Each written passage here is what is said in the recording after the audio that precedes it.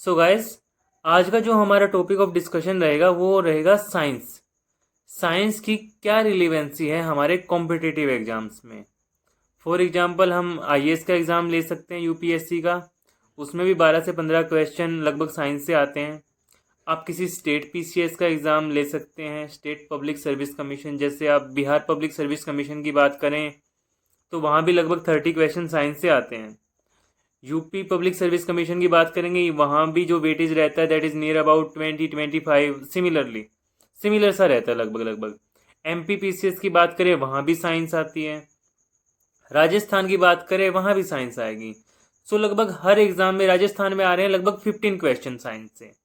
MP PCS में भी लगभग यही रेंज है। यूपी में लगभग 25 और बिहार में लगभग 30।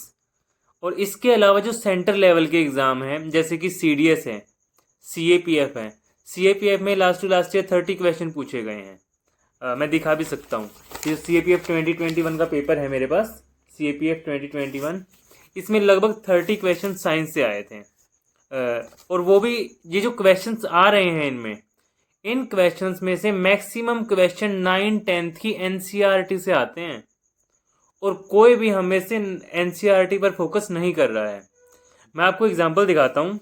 जैसे सीएपीएफ 2021 का एग्ज़ाम है, आप देख सकते हो, सेक्शन ए है मेरे पास, सेट ए है। इसमें जैसे मैं आपको रैंडमली कोई क्वेश्चन दिखाता हूँ, जैसे क्वेश्चन नंबर 4 है। आई होप आप लोग, आई थिंक पता नहीं दिख पा रहा है या नहीं दिख पा रहा है आप लोगों को। जो 4th क्वेश्चन है इसमें बताया गया है कि an object is placed 10 centimetre in front of a lens. The image formed is real, inverted and of same size as the object. What is the focal length and nature of the lens. यानी कि किसी वस्तु को एक lens के सामने 10 centimetre की दूरी पर रखा जाता है।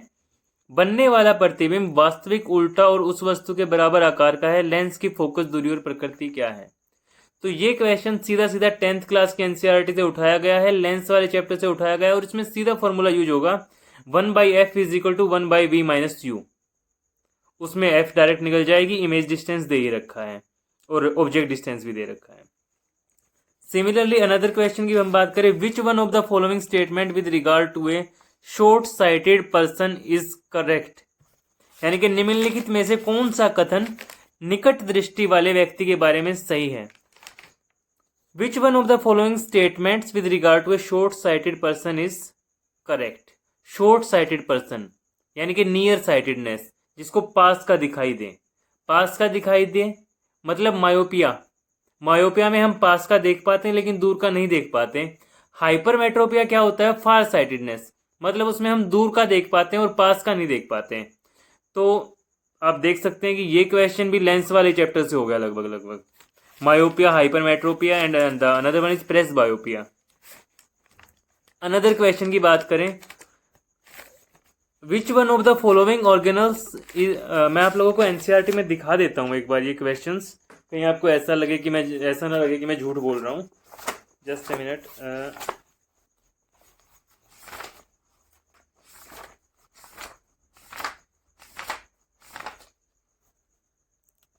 ये वाला जो चैप्टर है, ये वाले क्वेश्चंस, एग्जाम्पल 10.3 यहाँ से तो था। ये हमारा मायोपिया है। मायोपिया मतलब नियर साइटेडनेस, आप यहाँ चेक कर सकते हैं। Myopia is near sightedness. तो यहाँ से ये आपका दूसरे वाला क्वेश्चन आया हुआ है। एक और क्वेश्चन की बात करूं, which one of the following organelle is not found in animal cell. Animal cell में कौन सा ऑर्गेनल नहीं होता। Cell membrane, endoplasmic reticulum, cell wall या लाइजोसोम्स। 4 ऑप्शन है, cell membrane, endoplasmic reticulum, cell wall and the 4th one is lysosomes. Hindi में निम्नलिखित में से कौन सा कोशिकांग प्राणी कोशिकाओं में नहीं पाया जाता। निम्नलिखित में से कौन सा कोशिकांग प्राणी कोशिकाओं में नहीं पाया जाता। कोशिका झिल्ली, अंतर्द्रव्यीय जालिका, कोशिका भित्ति, लयनकाय। तो जो अगर हम बात करें एनिमल सेल्स की, तो एनिमल सेल्स में क्या अनअवेलेबल होता है, सेल वॉल, राइट। और ये क्वेश्चन है हमारा 9th क्लास की साइंस से। मैं आपको दिखा देता हूँ। ये हमारी 9th क्लास की एनसीईआरटी है, सिंपल एनसीईआरटी। सेल वॉल वाला यही वाला चैप्टर होएगा, इस ये वाले चैप्टर में plant cells and cell wall.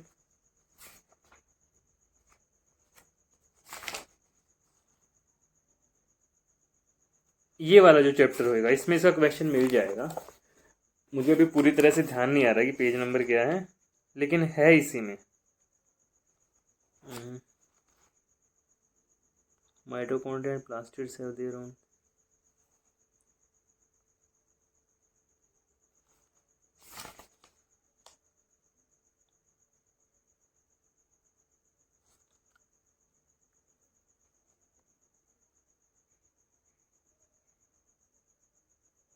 अब देख सकते हो third point, what you have learned में।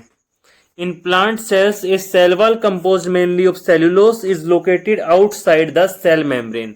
यानी कि सेल वॉल जो है प्लांट सेल में तो होती है, इसका मतलब बचा क्या, एनिमल सेल। एनिमल सेल में ये नहीं होती। फोर्थ पॉइंट की बात करें, which one of the following plant tissue has large air spaces. Large air spaces, large air का होना मतलब एरेनकाइमा। एयर मतलब एरेनकाइमा, जहां फ्लेक्सिबिलिटी आ गई वहां कोलेनकाइमा, एंड एक होता है पेरेनकाइमा जो पैकिंग टिश्यू जो होता है, पैकिंग वाला पेरेनकाइमा, जहां फ्लेक्सिबिलिटी आ गई वो कोलेनकाइमा, और जहां एयर आ गई वो एरेनकाइमा। आप नाम भी देख सकते हो कितने रिलेटेड से बना रखे हैं, रीम्स मिल रही हैं एकदम से। और इसका भी आंसर मिलेगा आपको 9th क्लास की साइंस में। मैं दिखा देता हूं आपको। टिश्यू वाला जो चैप्टर है हमारा, आप यहाँ चेक कर सकते हैं। जो पेरेनकाइमा की बात करें ना हम, सिंपल परमानेंट टिश्यू, यहाँ पे इस वाले पेज पे ये वाला जो सेक्शन है यहाँ पे देखो, इसमें बताया गया है कि लार्ज स्पेसेस बिटवीन सेल्स यानी कि intercellular spaces are found in this tissue. This tissue provides support to plants and also stores food. In some situation it contains chlorophyll. Chlorophyll है तो क्लोरेनकाइमा, फ्लेक्सिबिलिटी है तो कोलेनकाइमा, एयर भरी है उस वजह से तैर रहा है, तो इसका मतलब क्या हुआ, एयर भरने की वजह से वो तैर रहा है ना, that is aerenchyma. Okay, and parenchyma तो सबको पता ही है, पेरेनकाइमा। सो ये बातें जो है ना, ये इतना तो साबित करती हैं कि जो हमारी 9th-10th की जो एनसीईआरटी है उसकी इंपॉर्टेंस तो है। जैसे कि next question, which one of the following is not A connective tissue. Connective tissue इनमें से कौन सा नहीं होगा।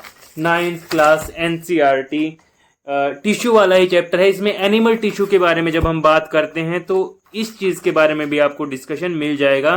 और आंसर कहाँ मिलेगा वो मैं बता देता हूं, इस वाले पोर्शन में, एनिमल सेल्स में, इस वाले पेज पे आपको आंसर मिल जाएगा।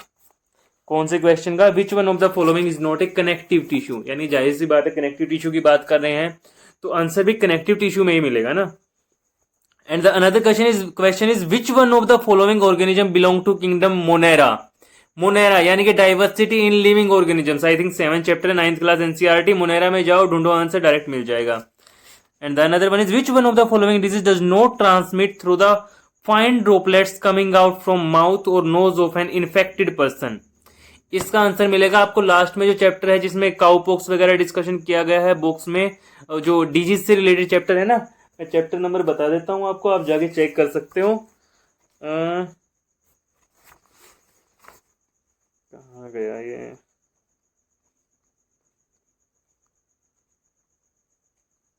दिस वन, ये जो why do we fall ill, इस वाले चैप्टर में आपको क्वेश्चन का आंसर मिल जाएगा। और इस क्वेश्चन का आंसर आई थिंक पता नहीं मार्क कर रखा है नहीं मैंने, लेकिन है इसी चैप्टर में। बाकी इसका आंसर जो होगा ये रहा, microbial disease such as syphilis और एड्स। क्या क्वेश्चन था, which one of the following disease does not transmit through fine droplets coming out from mouth और nose of an infected person. वैसे भी ये एक सामान्य सा क्वेश्चन है जिसका आंसर आप नॉर्मली भी कॉमन सेंस से दे सकते हो। Another question, which one of the following is a breakdown product of glucose during the respiration. Glucose की ब्रेकडाउन होगी तो क्या क्या बनेगा। 10th class NCERT live process chapter, glucose की ब्रेकडाउन उसमें बहुत ही क्लियरली दिखा रखी है। प्रेजेंस ऑफ ऑक्सीजन में, अब्सेंस ऑफ ऑक्सीजन में, एंड लैक ऑफ ऑक्सीजन में, राइट। अभी दिखा देता हूं आपको, लाइव प्रोसेस 6th चैप्टर, ये रहे ग्लूकोज का ब्रेकडाउन। राइट। अनदर बात करें, which one of the following is an example of endothermic reaction. Endothermic reaction कौन सी होती है? एक होता है एंडोथर्मिक, एक होता है एक्सोथर्मिक। एंडोथर्मिक जिसमें एनर्जी एब्जॉर्ब होती है, एक्सोथर्मिक जिसमें एनर्जी रिलीज होती है। Packets of potato chips are usually, अब मैं मार्क नहीं दिखा रहा, बार बार मैं क्वेश्चन नहीं दिखा रहा, बस सिंपली डिस्कस कर रहा हूं। पॉकेट जो पोटैटो चिप्स होते हैं उसमें कौन सा वो होता है, कौन सी गैस भरी होती है? नाइट्रोजन। फर्स्ट चैप्टर में आंसर है, 10th class NCERT first chapter last page rancidity वाला जो पोर्शन है वहां पे है। According to early Indian philosopher what are the basic element described in panchatatva. पंचतत्व में क्या क्या आता है? Air, earth, fire, sky and water. 9th class NCERT first chapter matter in our surrounding, that one. A milkman adds a small amount of baking soda to milk the makes the pH of milk. अगर आप milk में baking soda डालोगे तो क्या होगा? Baking soda क्या होता है? एसिड। बेकिंग सोडा तो बेस होता है ना। क्या फॉर्मूला होता है बेकिंग सोडा का? Baking soda is NaOH। और जब आप बेकिंग सोडा दूध में मिला दोगे तो वो हो जाएगा weakly acidic, right. Baking soda to milk. Which one of the following metal oxide does not usually react with sodium hydroxide. Sodium hydroxide के साथ कौन सा रिएक्ट नहीं करेगा? ऑप्शन है copper oxide, aluminium oxide, potassium oxide या फिर calcium oxide. जो आपने एक्टिविटी सीरीज नोट कर रखी होगी मेटल्स वाले चैप्टर में, थर्ड चैप्टर है 10th class NCERT. Potassium, sodium, calcium, magnesium, aluminium, zinc, iron, lead, copper, mercury, silver, उसके बाद गोल्ड आता है, फिर ये प्रोसेस चलता रहता है। तो इसमें आप देख सकते हो क्वेश्चन में पूछा गया है सोडियम के बारे में, तो पोटासियम, सोडियम, कैल्शियम, मतलब potassium, sodium, calcium reactivity series ऐसी होती है।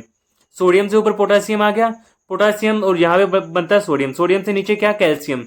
यानी कैल्शियम की प्रेजेंस में रिएक्शन नहीं हो पाएगी, पोटासियम ज्यादा रिएक्टिव होने की वजह से सोडियम के होते हुए भी रिएक्शन कर लेगा, राइट।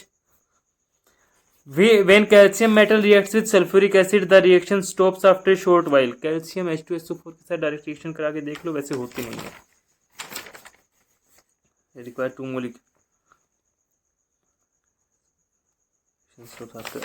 कुछ टाइम के बाद रुक जाती है रिएक्शन। 18th question.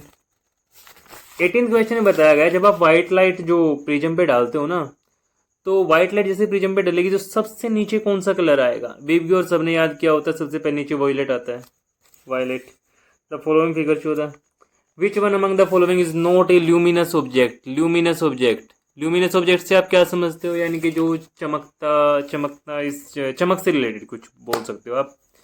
जाहिर सी बात है किसके पास अपना प्रकाश नहीं होता। हमारे पास ऑप्शन है sun, Proxima Centauri, Jupiter, Alpha Centauri. जाहिर सी बात है जुपिटर एक प्लैनेट है, सभी जानते हैं, तो जुपिटर के पास अपना प्रकाश नहीं होगा। प्रकाश यानी कि लाइट सिर्फ सन के पास होती है अपनी। 21 क्वेश्चन। एक आपको इलेक्ट्रिक करंट दे रखा है 1.5 एम्पियर का। What is the amount of charge that, सीधी सी बात है उसमें वो लगा सकते हैं, डायरेक्ट फॉर्मूला आता है I=Q/2 चार्ज पर सेकेंड। टाइम लगेगा, आई की वैल्यू आ जाएगी। इसमें 2-3 ही फॉर्मूले होते हैं। ये जो इलेक्ट्रिसिटी वाला चैप्टर है 10th class NCERT, I=Q/T, V=IR and V=W/Q and the another one is H=I²RT, P=VI। यही 3-4 फॉर्मूले हैं, आगे पीछे घुमा फिरा के लगाने होते हैं। अगर आपने ये सब चीजें कर ली ना तो आई डोंट थिंक कि कोई क्वेश्चन छोड़ पाओ। कम से कम 25 में से 15 से 20 क्वेश्चन आराम से, 25 में से 20 क्वेश्चन आप बहुत इजीली डील करोगे। विच one among the following is not A renewable energy. Renewable energy source सबको पता होता है। 22 क्वेश्चन। अब आप देख सकते हैं कि एक चैप्टर में से इतने क्वेश्चन आ चुके हैं। विच one of the following is not a function of chlorophyll. इनमें से कौन सा क्लोरोफिल का फंक्शन नहीं है? Life process, 10th class NCERT. दिखा देता हूं। विच one of the following pairs is which one of the following is not a function of chlorophyll. Chlorophyll का कौन सा फंक्शन नहीं है? लाइफ प्रोसेस चैप्टर में से क्वेश्चन आया हुआ है, दिखा देता हूं आप लोगों को। ये रहा, ये तीनों फंक्शन है 1, 2, 3 किसके? क्लोरोफिल के। ये याद करके जाओ, ये क्वेश्चन डील हो जाएगा। तो इससे आप इतना तो समझ सकते हो कि 9th और 10th बाकी भी क्वेश्चन है, मैं वैसे डिस्कस नहीं करा रहा हूँ क्योंकि काफ़ी ज़्यादा टाइम हो जाएगा, बाकी क्वेश्चन कराऊंगा तो वीडियो काफ़ी लंबा खींच जाएगा।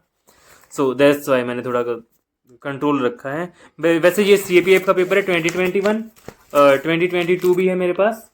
मैं खुद भी क्लियर कर चुका हूँ CAPF का, बट रह गया था मैं मेडिकल में ड्यू टू सम इश्यूज। ये मेरे पास पेपर हैं और ये मेरे पास BPSC का पेपर है, यानी कि बिहार पब्लिक सर्विस कमीशन। इसमें भी मैं आपको क्वेश्चन दिखा देता हूँ कुछ। कहाँ से स्टार्ट है? स्टार्ट है 51। ओके,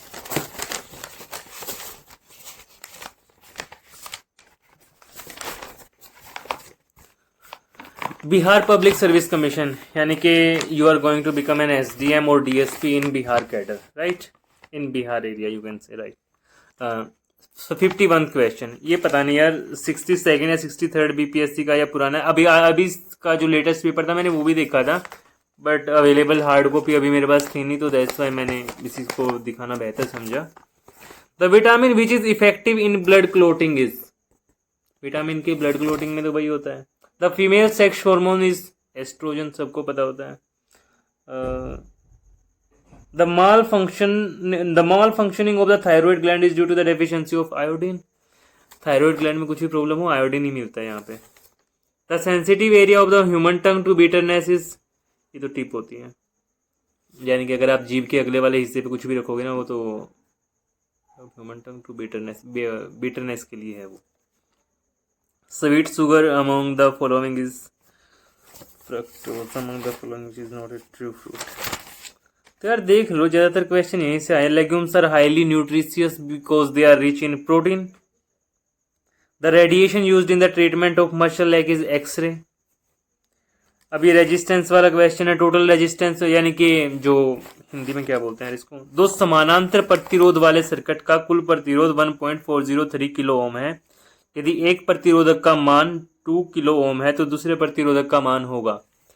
तो जाहिर सी बात है, अगर सीरीज में प्रतिरोधक लगे हुए हैं, रजिस्टर लगे हुए हैं, तो R is equal to R1 plus R2 plus R3 up to N तक जाएगा। और अगर पैरेलल में है तो 1/R is equal to 1/R1 plus 1/R2 and so on, ऐसे ही चलेगा। लाइट ईयर की यूनिट क्या होती है? डिस्टेंस है, जाहिर सी बात है। Which one of the following does not change when light travel from, light एक मीडियम से दूसरे मीडियम में ट्रेवल करेगी तो क्या चीज़ नहीं बदलेगी? Velocity, wavelength, frequency, refractive index. वेग या गति, तरंग दैर्ध्य, आवृत्ति, अपरिवर्तनांक, या फिर इनमें से कोई नहीं। यार एक चीज़ बहुत क्लियर कर देता हूँ मैं आप लोगों को। 67 क्वेश्चन है, velocity of electromagnetic waves. The first man who placed his foot on the moon, बच्चा बता देगा यार, Neil Armstrong. You can see BPSC वालों ने पूछा है। The number of neutrons in the nucleus of plutonium nuclide. अब देखो, आपको नंबर ऑफ न्यूट्रॉन्स बताना है। 69th क्वेश्चन, ये वाला 69, नंबर ऑफ न्यूट्रॉन्स हम कैसे निकालते हैं? आपको एटॉमिक नंबर दे रखा है, मास नंबर दे रखा है। नंबर ऑफ न्यूट्रॉन्स होते हैं सबसे जो बीच वाला जो एरिया होगा, यानी कि न्यूक्लियस वाला। अगर आप number of neutron plus number of proton कर दोगे, mass number is equal to number of proton plus number of neutron. Hindi में पता नहीं मुझे क्या बोलते हैं इनको, मैं देख के बता सकता हूँ, वो मेंशन नहीं है एक्चुअली यहाँ पे। मास नंबर यानी कि द्रव्यमान जो होगा, that is equal to number of proton plus number of neutrons. Neutron को, प्रोटॉन मतलब पॉजिटिव चार्ज वाले, धनात्मक, आई डोंट नो यार, सॉरी, मेरे को हिंदी मीडियम में थोड़ी सी प्रॉब्लम है। बाकी मैं बता दूंगा, मैं चीज़ें मेंशन कर दूंगा नीचे जैसा भी होगा। तो mass number is equal to number of proton plus number of neutron.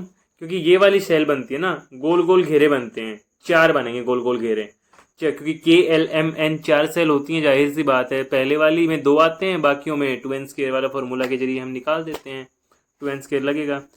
तो इस तरीके से हम यहाँ पे नंबर ऑफ न्यूट्रॉन इजीली निकाल सकते हैं। तो यहाँ भी आप बोल सकते हो कि 9th और 10th की NCERT से क्वेश्चंस आए हुए हैं। तो सबसे lime water is turned milky by carbon dioxide, यानी कि चूने का पानी किसके द्वारा दूधिया हो जाता है? Carbon dioxide. 10th क्लास के NCERT का क्वेश्चन है यार, ये लाइफ प्रोसेस चैप्टर में दिखा गया है। दिखा देता हूँ, एक यार फिगर है वहाँ पे, लाइव प्रोसेस में ही था, ध्यान यहाँ पे, ये वाली जो फिगर है ना, हाँ ये वाली फिगर है, यहाँ पे मिल जाएगा, देख लेना। तो ये चीज़ें हैं। और मेरी अगर राय मानोगे, mixture of sand and naphthalene, यानी कि रेत और नेफ्थलीन के मिश्रण को कैसे करोगे सब्लिमेशन से। सब्लिमेशन क्या होता है? Sublimation is direct conversion from solid form to gaseous form, यानी कि सॉलिड से डायरेक्ट गैस में कन्वर्ट होना या गैस से डायरेक्ट सॉलिड में कन्वर्ट होना, दैट इज सब्लिमेशन। और हिंदी में सब्लिमेशन को क्या बोलते हैं? उध्र्वपातन। सॉरी अगर मैं गलत प्रोनाउंस कर रहा हूं तो। The element present in urea में कौन कौन से एलिमेंट होंगे यार? सबको पता है NH2CONH ऐसा कुछ फॉर्मूला होता है यूरिया का, तो जाहिर सी बात है नाइट्रोजन, हाइड्रोजन, कार्बन, इन सबको काउंट कर लेंगे, जो जो नहीं होगा वो हटा देंगे। Number of sigma and pi bonds in benzene, 11th class का क्वेश्चन भी आया हुआ है, 78 BPSC परीक्षा। तो जाहिर सी बात है बेंजीन की स्ट्रक्चर बनाओ, 6 वो बनाओ, अंदर भी बनाओ, एरोमेटिक रिंग बनेगी, जाहिर सी बात है, और इलेक्ट्रॉन्स काउंट कर लो। तो यार ये एनालिसिस है मेरी तरफ से साइंस के रिगार्डिंग। और एनालिसिस तो यही कह रहा है कि जो 9th-10th की जो NCERT है वो मस्ट है, और 9th-10th की NCERT मैं आपको पूरी करा दूंगा, चाहे वो हिंदी मीडियम का है चाहे वो इंग्लिश मीडियम का है। मैं कोशिश करूंगा जितना जल्दी हो उसके बैच स्टार्ट करूंगा 9th-10th की NCERT के लिए, क्योंकि PCS देना है, SSC देना है या UPSC देना है, कहीं भी चले जाओ 9th-10th की NCERT मस्ट है यार। और PCS दे रहे हो तो 6th to 10th करो, PCS के लिए 6th to 10th, और CAPF या CDS के लिए 9th-10th मस्ट जो है। 9th-10th तो मस्ट है ही है, इसके क्वेश्चन हर जगह आते हैं। 12th क्लास की जो NCERT है बायोलॉजी से लास्ट के 4 चैप्टर, उनमें से क्वेश्चन आ जाता है। 11th क्लास के NCERT से भी कई बार क्वेश्चंस आ जाते हैं। तो इसलिए जो मेरा फोकस है, जो बच्चे बोर्ड की तैयारी कर रहे हैं, HBSC, CBSC, MP board, Bihar board, UP board, कोई भी बोर्ड है, 9th-10th की NCERT मस्ट है, चाहे हिंदी मीडियम है चाहे इंग्लिश मीडियम है। और मस्ट मतलब ये नहीं कि ऊपरी तौर पे करोगे आप, इतनी डीप अंडरस्टैंडिंग होनी चाहिए ना साइंस में कि सामने वाला अगर आपसे नींद में भी पूछे तो आप डायरेक्ट आंसर बोल सकते, it would be the answer and this is the answer. So ये पकड़ होना बहुत जरूरी है, तभी आप क्वेश्चंस को डील कर पाओगे। मेरी कोशिश रहेगी मैं जो आपको 9th-10th के NCERT पढ़ाऊंगा वो पढ़ाऊंगा PCS पॉइंट ऑफ व्यू से, CAPF पॉइंट ऑफ व्यू से, यानी कि ऐसा पढ़ाऊंगा कि कॉम्पिटिटिव का क्वेश्चन ना छूटे। मैक्स टू मैक्स मेरी कोशिश रहेगी कि सारे एग्जाम्स कवर हो जाएं, ना कि और वो पढ़ने के बाद आप इजीली बोर्ड का भी डील कर सकते हो। अगर 9th-10th के बच्चे हैं बोर्ड वाले भी, तो एक बार लेक्चर सुन लेंगे ना तो वो इजीली उन क्वेश्चंस को डील कर पाएंगे। ऐसा नहीं है कि मैं ट्रांसलेशन कर करके एक एक चीज़ बताऊंगा, लेकिन समझाऊंगा चीज़ों को अच्छे से जितना हो सकेगा। ऐसे ही क्लास में इंटरेक्शन करेंगे। और जो भी बच्चा क्लास करने आए प्लीज़ अपनी NCERT की बुक्स जरूर लेके आए। मैं आपको बुक दिखा देता हूँ। ये तो 10th क्लास की NCERT है, मेरे पास इंग्लिश मीडियम है। ऐसा नहीं है कि मैं हिंदी वाले बच्चों को नहीं कराऊंगा, सभी को कराऊंगा। हिंदी में टर्मिनोलॉजी मेंशन कर दिया करूंगा कि ये है, या तो राइटिंग में कर दूंगा या डायरेक्ट ऐसे कर दूंगा। बट कोशिश वैसे मेरा अपना मीडियम इंग्लिश था। ये साइंस की 10th क्लास की NCERT है, जो कि बहुत ही ज़्यादा इंपॉर्टेंट है। ये 9th क्लास की NCERT है, इनको आप छोड़ नहीं सकते किसी भी कंडीशन में। And this is for 8th class now, this is for 8th class NCERT science, and it is for 7th class, right? And this one is for 6th class. So जितना जल्दी हो सकेगा मैं अपने सेशंस स्टार्ट कर दूंगा NCERT के लिए, 9th-10th के लिए, ताकि जितना जल्दी हो सके बच्चों को कॉम्पिटिटिव एग्जाम्स के लिए तैयारी कराई जा सके। क्योंकि बहुत सारे एग्जाम्स अभी आ भी तो रहे हैं ना, जैसे MP PCS अभी आने वाला है, बिहार हर साल होता है, UP हर साल होता है, और CDS और CAPF का एग्ज़ाम भी हर साल होता है। तो एक बार आपने 9th-10th की NCERT कर ली, उसके बाद कोई प्रॉब्लम नहीं आएगी, नो इशू साइंस की तरफ से, इतनी मैं गारंटी लेता हूँ। कम से कम 25 में से 15 से 20 क्वेश्चन ईजीली डील कर पाओगे। उसके बाद बाकी क्वेश्चन रैंडम होते हैं, सारों पे फोकस करने की कोशिश करोगे, पीछे वाले भी छोड़ दोगे, गलती कर बैठोगे। इसलिए इन पे पकड़ बनाने की जितनी हो सके कोशिश करो ज़्यादा से ज़्यादा। बाकी मिलते हैं नेक्स्ट वीडियो में, जितना जल्दी हो सकेगा सीरीज स्टार्ट कर ही दूंगा मैं। उसके बाद आप लेक्चर देख सकते हो, और जो भी डाउट है आपके, मेरी इंस्टाग्राम आईडी मैंने शॉर्ट्स में डाल रखी है, AK-अक्षय05 डैश, नीचे वाला जो डैश होता है, मुझे आई डोंट नो क्या बोलते हैं, सो देख लेना आप। इंस्टाग्राम आईडी शॉर्ट्स में है, जिसको कोई भी क्वेश्चन पूछना है आप वहाँ पे अपना नाम, क्लास का नाम या फिर और क्वेश्चन लिख के मेंशन कर सकते हैं कि हाँ ये क्वेश्चन बता दो। 24 आवर्स के अंदर आपको रिप्लाई मिल जाएगा। बाकी thank you so much. Okay bye.